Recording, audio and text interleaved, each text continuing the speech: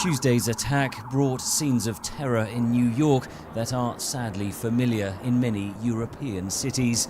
British Prime Minister Theresa May wrote on Twitter she was appalled by this cowardly attack. My thoughts are with all affected.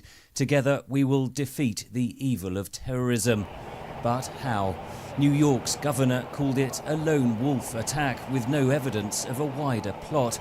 This underscores the changing global terror threat, says security analyst Afzal Ashraf. A change that has occurred progressively since the 9/11 attacks, where larger plots are now being replaced by these so-called lone wolf attacks using readily available equipment such as vehicles.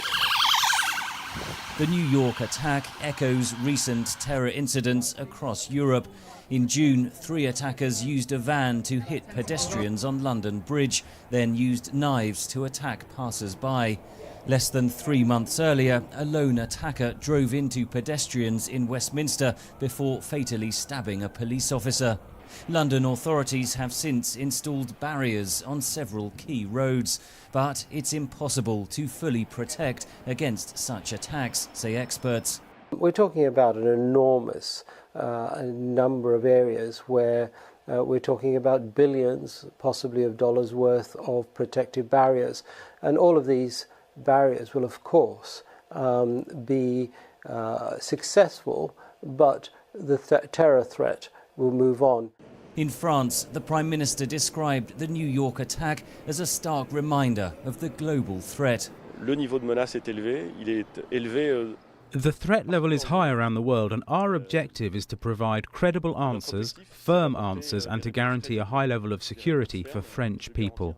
France has suffered more than most, with hundreds killed in recent attacks in Paris and Nice.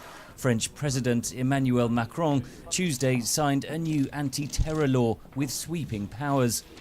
I will also allow for very specific measures to fight against terrorism by allowing particular raids or by having measures on a case-by-case basis against identified individuals.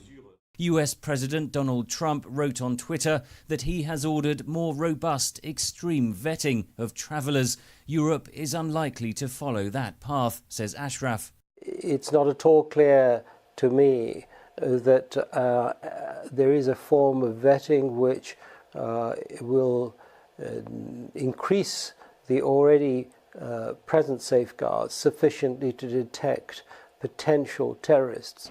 Security analysts stress it is almost impossible to fully protect against so-called lone wolf terrorists intent on causing harm. Henry Ridgwell for VOA News, London.